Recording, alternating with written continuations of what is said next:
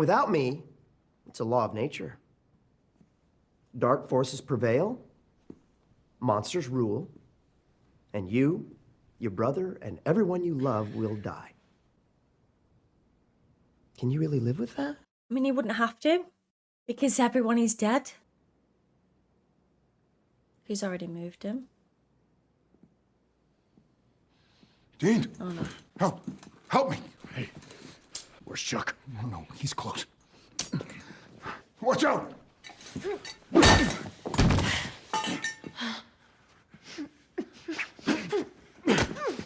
Eileen, I don't want to hurt you.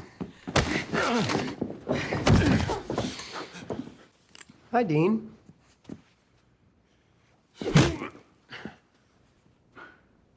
You know I had to. Me too. Sam? Sam, smash it! Now! Well, Sam?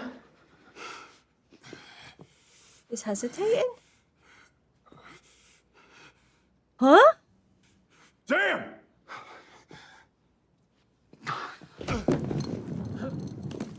I can't. Why? What? I can't. I'm sorry. I'm sorry? What is happening? What did you do to him?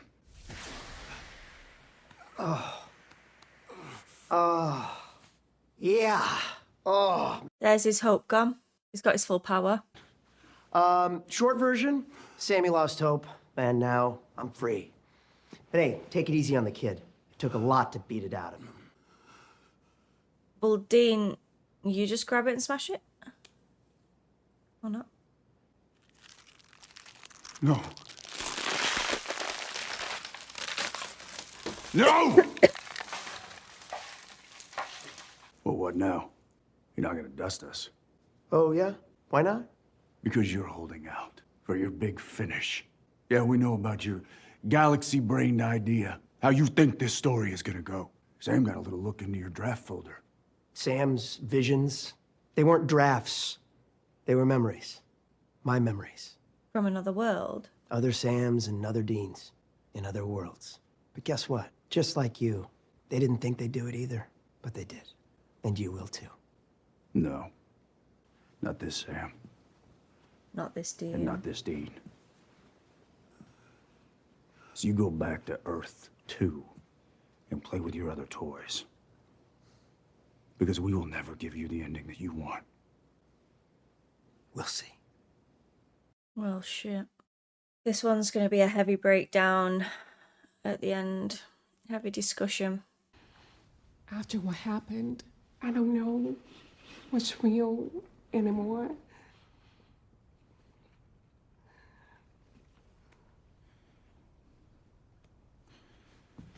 He's gonna kiss her. Oh my god. You lucky, lucky girl.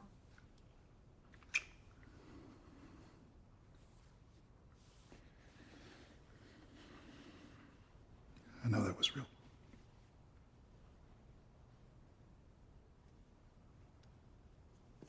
Did I say I was gonna go? I think I'm just gonna go and pop my bag down and stay. Eileen? Eileen? You're a stronger chick than I am. Unless she's walking to his bedroom.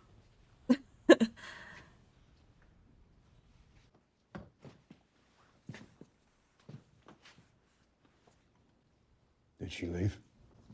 Yeah. Yeah. Sorry. It was our chance to stop Chuck. But what Chuck showed me, what would happen if we trapped him, I believed him. I still do. Well, that's good enough for me.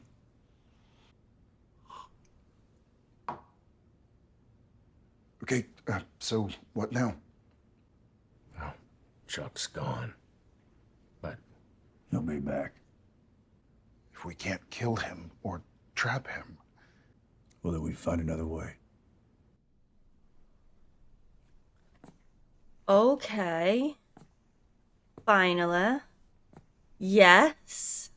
It's time.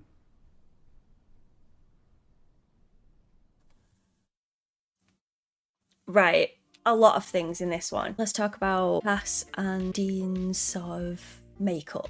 When they went to purgatory and you could see you could feel the tension between the two of them, it was very raw and you could tell that it was still very present for Dean. Cass was more like, I'm exhausted, I don't know what else to do, I'm sort of giving up. And Dean's was more like a passion, because you could see that there was just something in his eye that when Cass brought it up, it just sort of enraged him. And we learnt that the second that Cass was in trouble and could have been killed, MIA, whatever, that shock has ignited it in Dean's heart to be like, I'm going to look at myself right now, realise how I'm acting and what I'm doing, and apologise for it as well. And usually Dean does this, he does this quite often, but it's usually wrapped up quite quick. With this one, he seemed a lot more stubborn and it cut a lot deeper. His explanation for it was just amazing. Like, it just got me, as you saw. Like, Jensen is amazing, like his acting is incredible. I always say it, but it's so true. And when I saw him open up in that prayer to Cass, it just felt so heavy. And then when they had that reunion, his relief, like you saw it, his whole body language changed. And when Cass said, you don't need to say anything, I heard your prayer, it was sort of like a vulnerability thing then, because in that moment it was desperation when he was saying the prayer, and then in reality when he found out, he went all like coy about it, which was really cute. But you know that the connection that Cass and Dean have is incredible. And I loved the fact that Cass, when Sam was in trouble and needed him, he managed to ground Dean, to be like, Dean, no, wait now. I care about Sam just as much, well, probably not as much as he does, but he cares about him a lot. And then he stayed level-headed, told him exactly what the plan was. We need this blossom from purgatory. Once we have that, then we have at least some sort of weapon to go against Chuck. This is God, for Christ's sake. They have never been up against anyone like this. I mean, Amara is kind of close, but probably the closest. But even then, they had Chuck on their side. But this just definitely feels heavier. And I love the fact that Cass has said, no, we will do it this way. You're not thinking straight right now. Obviously, it didn't work out too well. It took a little bit too long. His hope was dying in that moment, which is such a shame. But at the same time, I kind of get it as well, because they needed that hope to die to make God even more powerful, to make the finale more intense, etc. So it makes sense. Don't really like it, but it makes sense. Now let's quickly talk about Eileen and Sam as well. Sam has had the worst day. He had Eileen torturing him through the hands of Chuck. We then had Sam being passed around in time to see the effects that his decisions can have and what the outcomes could possibly be. And as much as he wasn't in those at that time, I'm sure they felt extremely real, and those emotions seeing his friends and family hurt are real as well. Especially seeing them as monsters must have been quite the experience. And then to rub salt in the wound even more, when Dean comes to try and save him, he realizes it's too late. My hope is gone. I cannot smash this ball right now. The whole like ball thing confused me a little bit, because they wanted Sam to it had to be Sam or Dean to destroy it, didn't it? So because it was Chuck that did it, it just voided it. Can someone explain that to me, please? Because I'm a little bit confused with that, and I don't want to get irate over something that I don't really understand. Because in my mind, as soon as he destroyed it, I was like, well, you've just done his job. And I do remember Cass saying it has to be Sam or Dean to destroy it. But then, like, what's the difference? Because he destroyed it anyway. I don't know. I'm probably being really slow there. I apologise. But yeah, his hope died, and then so did the connection between Chuck and Sam as well. So he has full power now, which makes me think that he's going to go back to Amara, piss her off even more, and then Amara's going to be like, sod this, I'm gonna go and help Sam and Dean, maybe. Having said that, Billie and Jack are now in the empty, and finally we get to see what's going on there, because they just hinted at it at the end of the other season, and then nothing this whole time. And we're on what, episode 9 right now? But now it's time, apparently. Oh, I wonder if it's because when Sam's hope died and that connection between Chuck and Sam died, that's when they can step in, because maybe them stepping in sooner would have wiped out Sam in the process, maybe. I don't know. But I'm intrigued as what Billie's up to here, because we've got Death, we've got Jack, and Jack is almighty powerful, clearly scared Chuck as well. He wouldn't have gone through all that trouble if he wasn't scared of Jack. So having him back, yes, we should have some more power and strength on our side, maybe. So much happened in this episode. With Chuck, I'm just kind of like, every time I see him, he annoys me that bit more, makes my blood boil. It's just, oh, he gets under my skin. I think it's because he's so calm about it. And then he just whispers like a little weasel. And just, he's a pest, isn't he? Proper pest.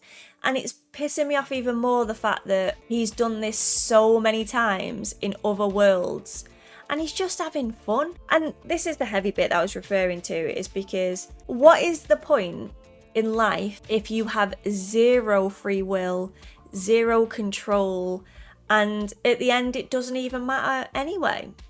Because God's literally pulling the string. Like, he is choosing everything.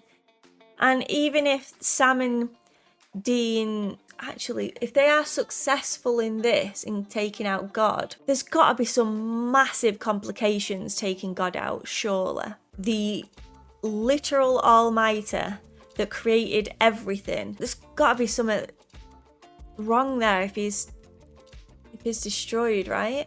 Because who then is going to look after everything? They're looking after it themselves, maybe, but... And then they just write their own stories then. I need to think about this a little bit more in my own time, I think, because everything's quite fresh for me. But yeah, the way that I'm feeling right now is, if the person that can just see everything, like, how do you beat that?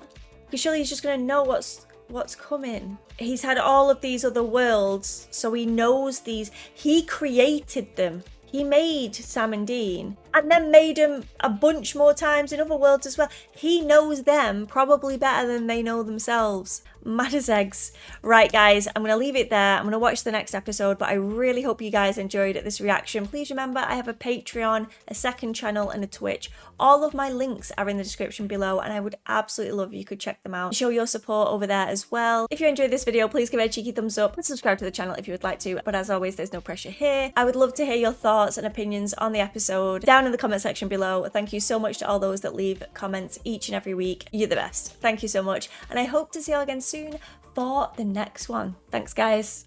Bye.